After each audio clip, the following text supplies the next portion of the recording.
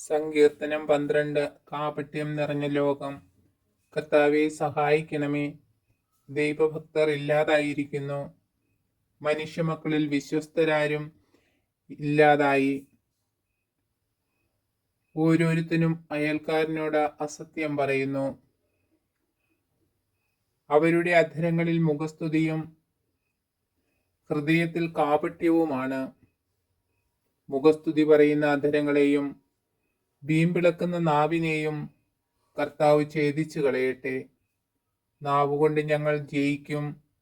അധരങ്ങൾ ഞങ്ങൾക്ക് തുണയുണ്ട്. ആരുണ്ട് ഞങ്ങളെ നിയന്ത്രിക്കാൻ എന്ന് അവർ പറയുന്നു. എന്നാൽ കർത്താവ് അരുളി ചെയ്യുന്നു, ദരിദ്രർ ചൂഷണം ചെയ്യപ്പെടുന്നു, പാവപ്പെട്ടവർ നെടുവീർപ്പെടുന്നു.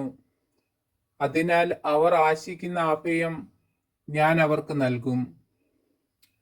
കർത്താവിന്റെ വാഗ്ദാനങ്ങൾ നിർമ്മലമാണ്. ഉലയിൽ 7 ആവർത്തി ശുദ്ധി ചെയ്തെടുത്ത വെള്ളിയാണ്. കർത്താവെ ഞങ്ങളെ കാത്തുകൊള്ളണമേ. ഈ തലമുറയിൽ നിന്ന് ഞങ്ങളെ കാത്തുകൊള്ളണമേ. ദുഷ്ടരെങ്ങും പരതി നടക്കുന്നു. മനുഷ്യപുത്രരുടെ ഇടയിൽ നീചത്വം ആദരിക്കപ്പെടുന്നു.